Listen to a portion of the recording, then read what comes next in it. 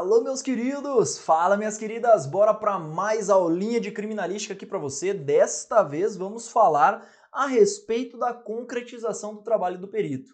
Doutores, vamos falar nessa aulinha a respeito do laudo pericial e também do assistente técnico. Vamos trabalhar? Vem comigo! Olha só, então eu havia dito para você na aula passada, basicamente que o trabalho do perito ele é consubstanciado em um documento oficial. E esse documento, naturalmente, é o laudo pericial. Bacana? Dentro do laudo pericial, meus amigos, nós temos que estudar basicamente a sua estrutura e o seu conteúdo, além, claro, das suas características e também do seu conceito. Tá bom? Então vamos agora detalhar um pouco mais esse documento oficial chamado de laudo pericial. Vem comigo. Doutor, o laudo pericial, basicamente, olha o conceito que eu vou destacar para você em vermelho, hein? O laudo pericial nada mais é do que uma descrição minuciosa. É uma descrição minuciosa da análise de vestígios. Claro que o nosso ponto de vista aqui são vestígios de natureza criminal. Existem laudos, doutores, que são cíveis. Existem laudos trabalhistas, existem laudos contábeis. Agora, o nosso laudo aqui é o laudo pericial criminal. Esse é o foco nosso, até porque estamos dentro do Código de Processo Penal. Bacana? Bom, agora eu tenho que trazer para você a estrutura de um laudo. E a estrutura, meus amigos, você não vai encontrar no CPP. O CPP só fala de alguns elementos dele, como, por exemplo, os quesitos. Vamos ver qual é a estrutura técnica de um laudo? E você tem que dominar, naturalmente. Eu vou entrar então aqui com você dentro do laudo pericial no nosso item de número 1, que é o quê? A estrutura. Qual é o esboço técnico de um laudo pericial?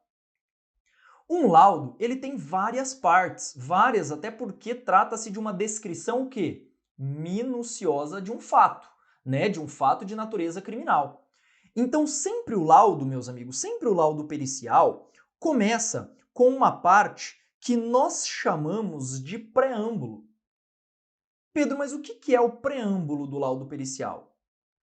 Olha só, o preâmbulo é nada mais do que o local que vai ser realizada aquela perícia, a data em que o perito foi designado, por quem ele foi designado e qual é o processo, o inquérito policial ou ainda o BO, o auto de prisão em flagrante, relativo a esse laudo pericial. Então o preâmbulo vai localizar topograficamente a questão relativa à elaboração, quem vai realizar e também o momento em que ele será realizado. Depois do preâmbulo, eu parto simplesmente para um breve histórico. Histórico dos fatos a serem questionados. Na sequência, eu traço basicamente os quesitos, e é aqui que vem um dos pontos mais importantes do laudo. O CPP se manifesta a respeito dos quesitos, doutores. Primeiro elemento importantíssimo aos quesitos. Quem pode quesitar? Meus amigos, inclusive, nós tivemos modificação dado pelo capítulo do Juiz das Garantias pelo pacote anticrime. E aí você precisa dominar muito bem esse aspecto. Vem para cá. O que são quesitos, Pedro? São perguntas. Perguntas que as partes podem fazer para o perito. E quem são essas partes? Claro, Ministério Público, juntamente com o seu assistente de acusação, que você não pode confundir com assistente técnico, hein? Assistente de acusação é um ajudante do MP, ok? Além disso, o ofendido pode também fazer quesitos, juntamente com o querelante, no caso de ação penal privada, e por fim o acusado. Estas são as pessoas que poderão formular quesitos. Tudo bem? Inclusive, são as mesmas pessoas que podem estabelecer assistente técnico, contratar um assistente técnico que nós veremos mais à frente. Aqui, repare que o artigo 159, parágrafo 3º, não cita juiz. Mas, doutor, é óbvio, é uníssono na doutrina e na jurisprudência. Pode o juiz quesitar o perito? Lógico que pode, ele pode pedir alguns esclarecimentos. Lógico que pode, não está expressamente previsto, mas é óbvio que pode. E aí, meus amigos, o artigo 176 do CPP ainda vai afirmar o seguinte, olha, qual que é o momento adequado para se realizar os quesitos? Doutor, segundo o artigo 176, poderão serem feitas, melhor dizendo, quesitações até o ato de diligência. Até o ato de diligência. Aí você pode me questionar, Pedro, mas espera aí. Até o ato de diligência até quando? Segundo o entendimento doutrinário, tá? Até o momento de fechamento deste laudo. Enquanto o perito não terminar, assinar este laudo, poderão ser feitos quesitos. E aí, meus amigos, antes do pacote anticrime, existia uma dicotomia, afirmando o seguinte, olha, na fase de inquérito, é possível a quesitação, já que o inquérito é inquisitivo? Doutores, isto foi superado pelo pacote anticrime. O que nós temos hoje é que, sim, é plenamente possível a quesitação, embora exista a doutrina contrária, eu estou utilizando a doutrina majoritária aqui agora, é possível a quesitação tanto em sede de inquérito policial quanto em sede de processo. Nós temos questões antigas de bancas, antes do pacote anticrime, afirmando que era só na fase de processo, até porque o inquérito é inquisitivo. Hoje, não vale mais isso, tá bom? Beleza, Pedro, falou dos quesitos. Estabelecidos os questionamentos, o perito começa a fazer a sua análise pericial, entrando de fato na parte chamada de descrição, que é a perícia em si, e detalhe, é a parte mais importante do laudo pericial. Descrição, é aqui que a perícia é feita. Algumas doutrinas chamam, doutores, a descrição de esboço fático, tá? É a mesma coisa. Esboço fático ou descrição. Na sequência, se o perito quiser, é facultativo a discussão. Aqui, esse termo, ele é facultativo. Não é obrigatório. E o que são as discussões do laudo pericial, Pedro? Vem cá.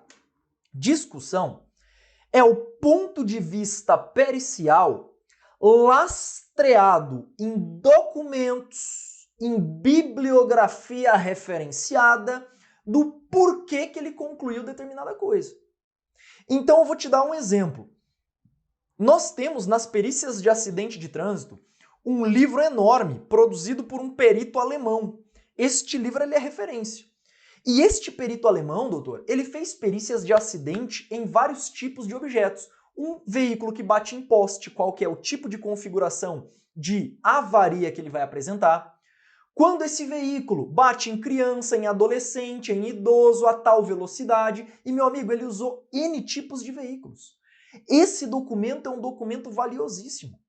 Então o perito ele pode falar, por exemplo, no seu laudo, que o veículo atropelou uma criança, embora não exista criança no local. Com base em quê, Pedro? Com base nos estudos feitos por esses experts. E aí ele pode discutir isso no laudo. Só que aqui tem um problema. Se o perito discute muito, isso cabe à argumentação da defesa. É por isso que muitas doutrinas recomendam a não discussão. Não discuta, perito, para não abrir o quê? Para não abrir mais controvérsia durante a elucidação dos fatos. Doutor, o laudo pericial ele tem peso gritante na fase processual. Perito, cá entre nós, ele é muito valorizado do ponto de vista técnico, até porque ele não faz simplesmente a torta e a direita a sua perícia. Ele tem que utilizar uma metodologia, olha o nome, científica, na hora de avaliar os vestígios. Tudo bem? Falamos da discussão, fiz a descrição e a discussão, melhor dizendo, o perito, ele simplesmente vai fazer o quê? A conclusão. Ele faz a conclusão e aqui no término ele faz a resposta aos quesitos. Ele responde aos quesitos oficiais estabelecidos pelas partes ou ainda alguns quesitos que a lei mesmo põe. Exemplo clássico de quesito oficial, doutor.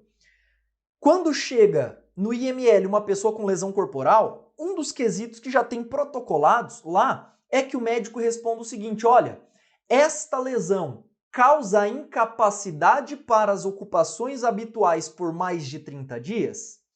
Não sei se você se lembra lá das aulas de direito penal, mas quando você classifica, por exemplo, uma lesão como sendo grave, um dos critérios norteadores desta classificação é a inabilitação para as ocupações habituais por mais de 30 dias. Então isso é muitas vezes concluso e respondido no laudo pericial. Não bastasse isso, o laudo não para na resposta aos quesitos, hein? Eu, na época que prestava concurso, para quem não sabe, eu já passei para perito criminal de São Paulo também. E doutor, na minha prova, caiu afirmando que a resposta aos quesitos é a última parte do laudo. E eu meti como certo porque eu estudei por material inadequado. Doutor, presta atenção no seu professor, hein?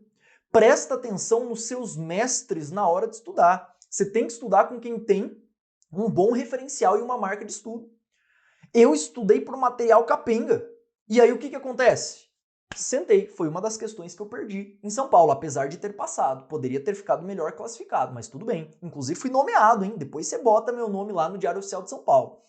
E aí, meus amigos, a última parte do laudo é o que então, Pedro? Se não é a resposta aos quesitos? Vem pra cá. A última parte do laudo é óbvia. É óbvia. É a assinatura e a data.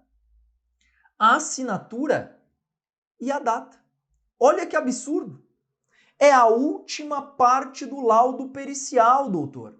Então, após vermos a estrutura do laudo pericial, eu supero esse primeiro elemento e nós vamos para o nosso item de número 2 do laudo.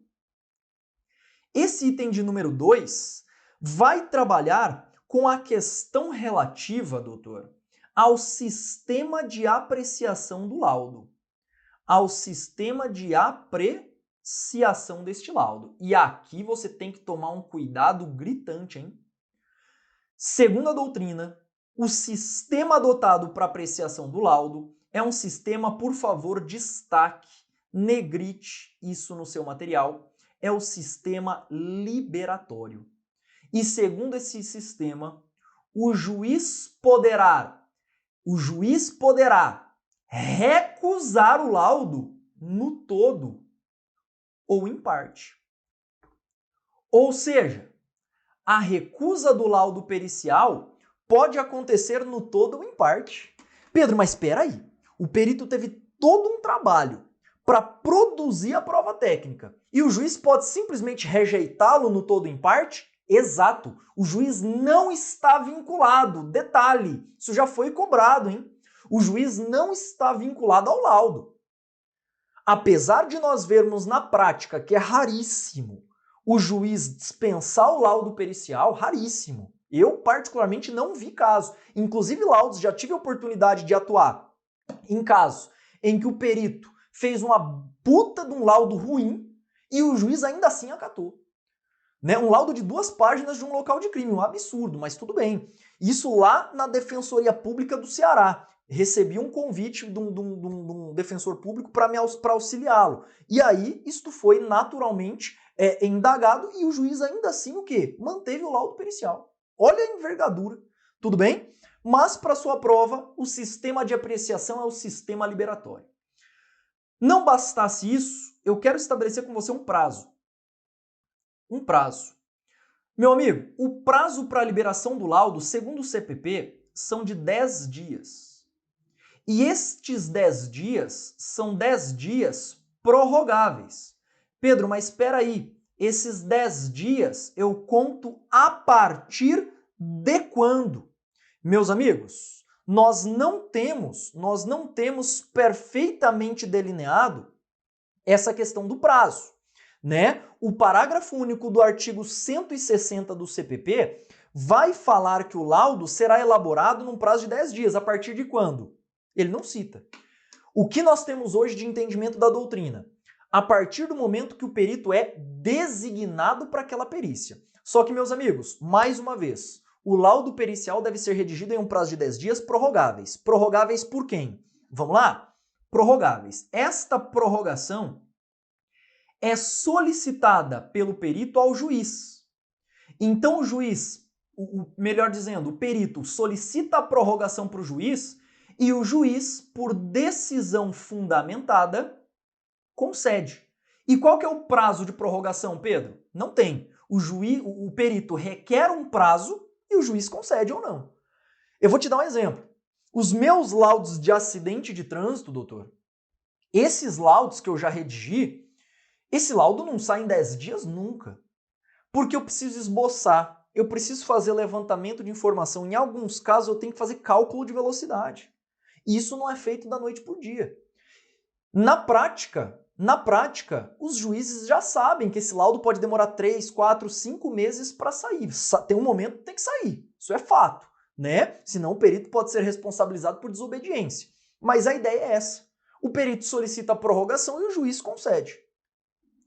Avançando um pouquinho mais ainda, né? Depois de falar do prazo, eu tenho que trabalhar com você mais um aspecto do laudo. Momento da perícia, né? Doutor, o momento da perícia, isso aqui é muito cobrado em prova. Quando que o perito será designado para fazer uma perícia e, consequentemente, liberar um laudo? Doutor, infelizmente, crimes não têm tempo específico para acontecer. Crime acontece em feriado, em dia santo e em domingo. Então, o momento para se realizar uma perícia é a qualquer tempo. Eu mesmo já liberei laudo em feriado e em domingo. Então, olha só, a perícia deverá ser realizada em qualquer tempo. Você já imaginou?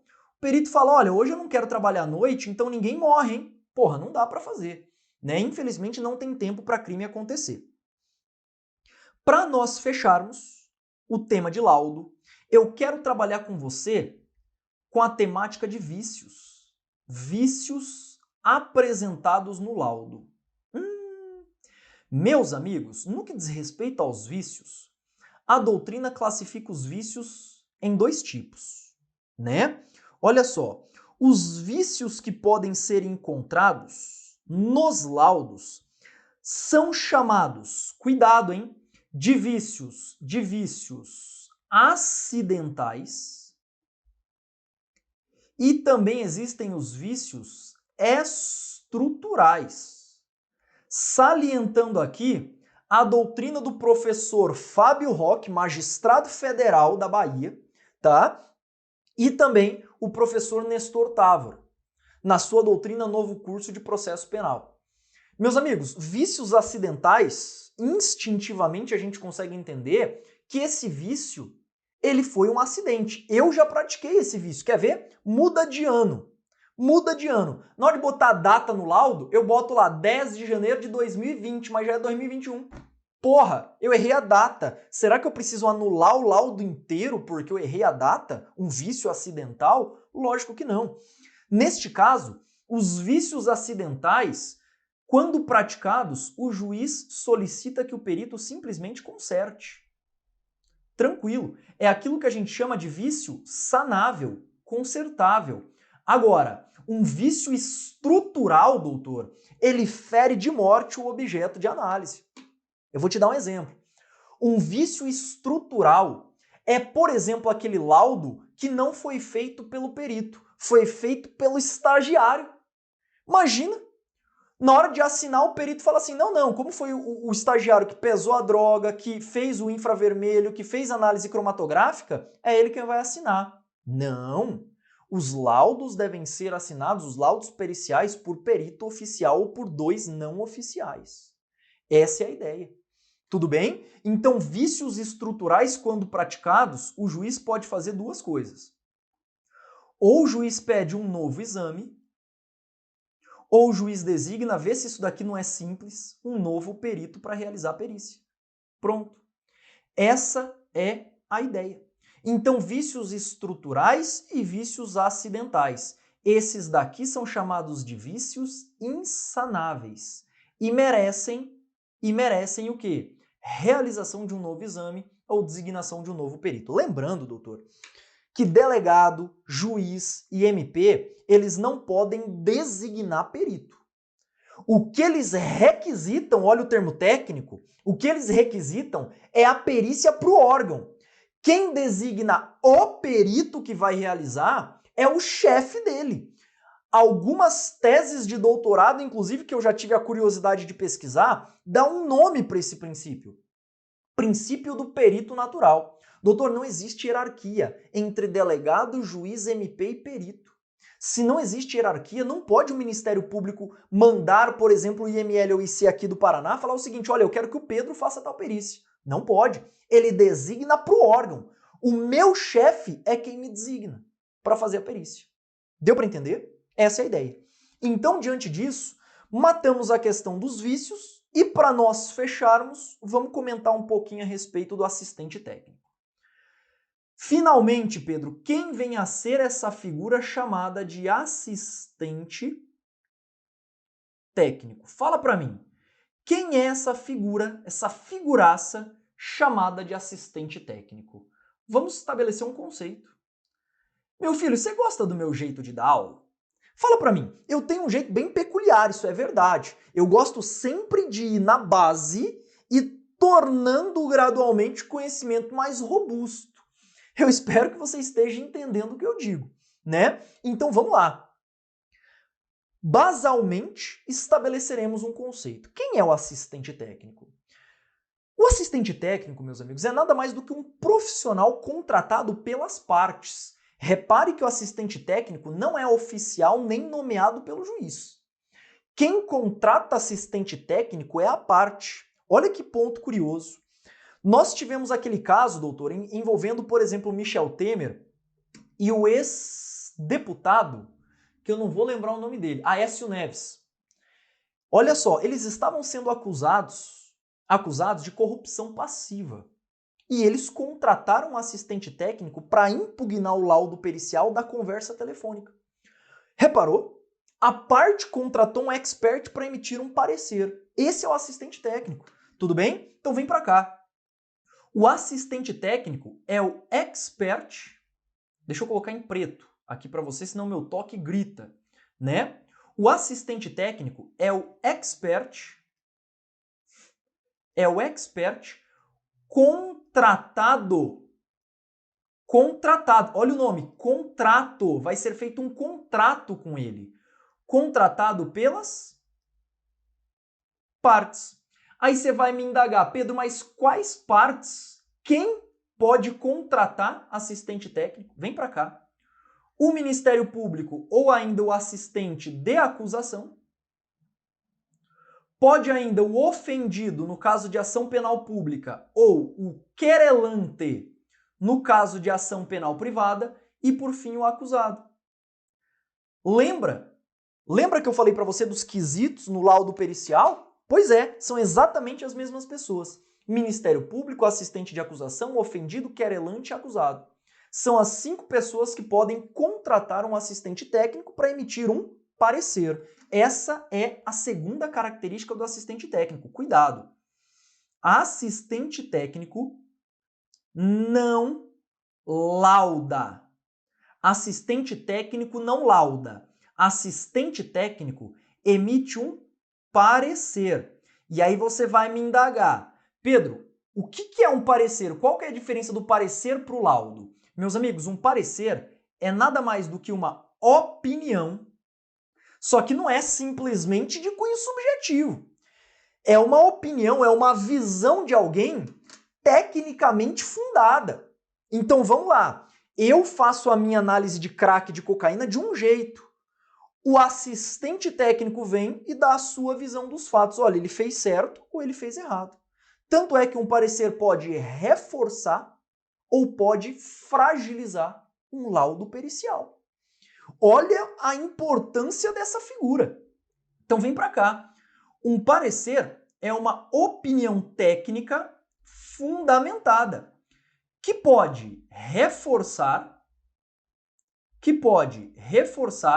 ou que pode fragilizar um laudo pericial. Isso é um parecer. Deu para entender? Cuidado, assistente técnico emite parecer. Cá entre nós, doutores, dizem as más línguas que este assistente técnico contratado pelo Michel Temer e Aécio Neves, ele ganhou R$200 mil para emitir o parecer. E detalhe, quebrou 8 peritos oficiais do DF e da Polícia Federal. Os caras foram absolvidos com base no no parecer do assistente técnico, hein? É lindo quando a gente pega a audiência do caso, tá? Então vamos lá. Terceira peculiaridade do assistente técnico. Atuação. Fala pra mim, doutor, o assistente técnico, como que deve dar-se a sua atuação? Pode no inquérito ou pode no processo apenas? Doutor, quanto ao momento de atuação do assistente técnico, aí vem a novidade do pacote anticrime de novo.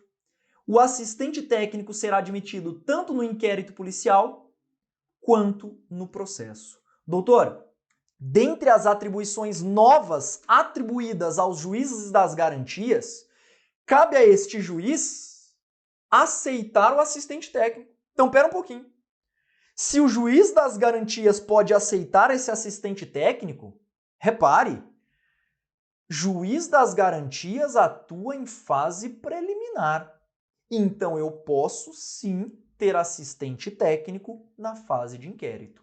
Isto até 2019 não existia, tá? Mais um aspecto relevante para a sua prova. Letra B. A sua admissão, doutor, a sua admissão deve ser feita pelo juiz. O juiz deve aceitar esta pessoa na fase do processo ou na fase de inquérito. Tudo bem? A sua atuação será feita também, meus amigos, segundo o CPP, lá no artigo 159, parágrafo 4º, após o laudo pericial. Após o laudo emanado pelo perito. Então, a sua atuação se dá após a emissão, melhor dizendo, do laudo pericial. Esta seria a ideia. E claro, a sua atuação, imagina, a parte contrata um assistente técnico, o assistente chega lá no IC, lá no laboratório de balística forense, para o perito fala o seguinte, olha, tá aqui o documento, eu fui aceito pelo juiz, eu sou assistente técnico, passa para mim a arma e o projétil que você fez o confronto balístico? Lógico que não, né? O perito não vai entregar o vestígio. Não. O CPP regulamenta o seguinte, parágrafo 6º do artigo 159. As perícias relacionadas ao assistente técnico serão feitas num ambiente oficial, previamente agendado, na presença do perito. Percebeu? Vem para cá. Então, olha só. Quando houver perícia sendo feita pelo assistente técnico, doutor, esta perícia deverá ser feita em ambiente oficial. Detalhe, na presença do perito. Pedro, mas qual perito? Tem que ser o perito que fez o exame?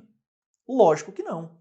O CPP lá no 159, parágrafo 6º, vai falar, olha, na presença de perito oficial. Acabou. E o perito tem que ser oficial ainda, hein? Cuidado. Na presença de um perito oficial. Tem que ser o perito que fez o primeiro exame? Lógico que não. O CPP fala perito oficial. Tudo bem? Doutores, com isso, nós finalizamos, portanto, a parte de perícias gerais e peritos. Tudo bem? Superamos a temática e finalizamos por aqui essa parte de perícias e peritos. Lembrando que na sequência nós temos que trabalhar ainda as perícias em espécie, mas isso, claro, é assunto de uma próxima aula.